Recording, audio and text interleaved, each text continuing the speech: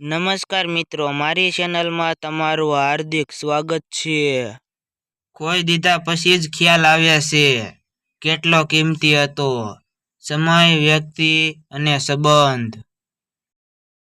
કોઈનો વિશ્વાસ અને પ્રેમ પ્રાપ્ત કરવા માટે આપણા બધા જ ગુણો ઓછા પડી શકે છે, પરંતુ આપણી માત્ર એક ખામીના કારણે સંબંધો ખરાબ થઈ શકે છે. દરિયામાં ગમે તેટલી ખાંડ નાખો, એ મીઠો નહીં થાય. બસ એવી જ રીતે સ્વાર્થી લોકોને ગમે તેટલા પોતાના બનાવી લો, એ ક્યારેય તમારા નહીં થાય. કોઈ તમારા રસ્તામાં ખાડો ખોદે તો ચિંતા ના કરશો, કારણ કે એ લોકો જ તમને છલાંગ મારવાનું શીખવે છે. જે દેખાઈ રહ્યું છે એ હંમેશા સાચું નથી હોતું. બસ એ વાત પર નિર્ભર કરે છે કે તમે કઈ દિશામાંથી જોઈ રહ્યા છો. કેટલાક સંબંધોના નામ નથી હોતા, જ્યારે કેટલાક સંબંધો ફક્ત નામ માટે જ હોય છે. સમાજના 3 ઘરેણાં, માન, મર્યાદા અને મોભો. જો અણાતા હોય તો એકવાર થોભો. કોઈને જીવતા જ જરૂર પડે તો ખંભે સહારો આપી દેજો. કોઈ શાસ્ત્રમાં નથી લખ્યું કે આ કામ મરણ પછી જ થાય. જીવનમાં સાચી જગ્યાએ હોવું બહુ જરૂરી છે. જે ઇલાયચી બિરયાનીમાં ખરાબ લાગે છે, એ જ ઇલાયચી જો ચામાં ભળી જાય તો સ્વાદ અને સુગંધ વધી જાય છે. માણસ ભલે લાખ સમજદાર હોય, પણ જો કોઈની લાગણી ના સમજે તો એ સમજદારીનો કોઈ મતલબ નથી. જે તમને સમજે છે અને સમજાવે છે, એનાથી સારો માણસ આ જગતના શોકમાં બીજો કોઈ નથી. જેને તમે માથે બેસાડીને સાચવ્યા છતાંય તમારી લાગણીઓની કદર ના કરે, એને રમતમાં મૂકી દેવાય. કેમ કે જે હળદરના ગાંઠિયાની કિંમત ખબર નથી, એને કેસરની કિંમત ક્યાંથી ખબર હોય. જિંદગીમાં બધું ફરીથી મળી જશે, પણ સમયની સાથે ખોવાયેલા સંબંધ અને ભરોસો ફરી નહીં મળે. તમે ગમે તેટલી લાગણીઓ વરસાવી લેજો, રેઇનકોટ પહેરેલા લોકો ક્યારેય નહીં ભીંજાય સાહેબ. ખોટી જગ્યાએ કરેલું રોકાણ અંતે ડૂબી જતું હોય છે. પછી એ રોકાણ પૈસાનું હોય કે લાગણીનું હોય. દેડકાને સોનાના સિંહાસન પર બેસાડો તો પણ એ કૂદીને ગંદા નાળામાં જતો રહેશે. અમુક લોકોનું પણ એવું જ હોય છે. જેને તમે ગમે તેટલું માન સન્માન આપો, એના માટે ગમે તેટલું કરો, પણ એ પોતાની ઓકાત બતાવ્યા વગર નહીં રહે.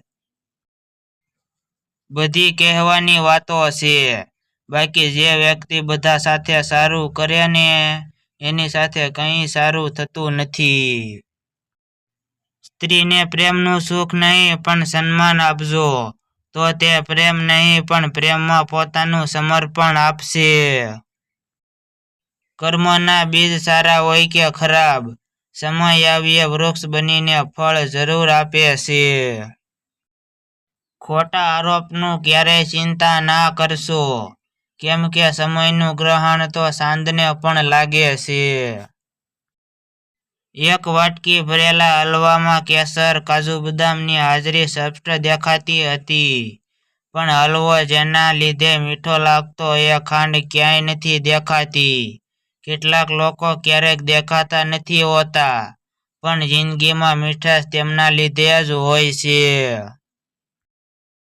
ખબર નહીં કઈ માટીની બનેલી છે ઈચ્છાઓ, મરે છે, તરફડે છે અને છતાં રોજ જન્મે છે. જીતી ગયા પછી પણ જો તમારું દિલ ખુશ ના થાય, તો સમજી જવું કે કંઈક એવું હારી ગયા છો, જે જીત કરતાં પણ વધુ જરૂરી હતું. જિંદગી એટલું તો શીખવાડી રહી છે કે સંબંધ બધા સાથે રાખો, પણ અપેક્ષા કોઈ પાસે નહીં. અમુક રસ્તાઓ પર આપણે એકલા જ ચાલવું પડે છે. ના મિત્ર, ના પરિવાર, ના કોઈ સાથી, બસ આપણે અને ભગવાન. બધાને બધું નથી મળતું. આ જિંદગીમાં અમુક વસ્તુઓ હસતા હસતા છોડી દેવી જોઈએ. દુઃખ બધાને બદલી નાખે છે. કોઈક શાંત થઈ જાય છે તો કોઈક ખોફનાક. સમય પ્રમાણે ભાગ્ય નહીં, પણ ભાગ્ય પ્રમાણે સમય આવતો હોય છે. હવે બસ એક જ નિયમ છે, સારા જોડે એનાથી પણ વધારે સારા રહેવાનું. અને જેને કંઈ પડી નથી એને અમે પણ ઓળખતા નથી. ભૂલી જઈએ તો પણ દિલની વાત કોઈને ના કહે. અહીં તો સવારે પેપર પણ અખબાર બની જાય છે. ભેગું કરેલું ભોગવી શકાશે કે કેમ નહીં ખબર નથી, પણ ભેગું કરવા માટે જે કર્મ કર્યા એ ભોગવવા જ પડશે. ઘમંડની અંદર સૌથી ખરાબ વાત એ હોય છે કે તમને મહેસૂસ નથી થતું કે તમે ખોટા છો. ગીતામાં લખ્યું છે કે તમે દુઃખ પર ધ્યાન આપશો તો તમે જિંદગીમાં દુઃખી જ રહેશો, અને જો સુખ પર ધ્યાન આપશો તો હંમેશા સુખી જ રહેશો. કેમ કે આપણે જે વસ્તુ પર ધ્યાન આપીએ છીએ એ આપણા જીવનમાં પ્રવેશી જાય છે. એ કુદરતનો નિયમ છે. ઠંડી પડવા લાગી અને કાનમાં એટલું કહેતી ગઈ, ગરમી કોઈની કોઈ દિવસ રહી નથી અને કોઈની હંમેશા રહેતી નથી. બહુ સારો સ્વભાવ પણ સારો નહીં, કેમ કે પછી એ નથી સમજાતું કે તમારી કદર થઈ રહી છે કે ઉપયોગ. પોતાની જાત પર વિશ્વાસ રાખો સાહેબ. એક દિવસ એવો પણ આવશે જ્યારે ઘડિયાળ બીજાની હશે અને સમય આપણો હશે.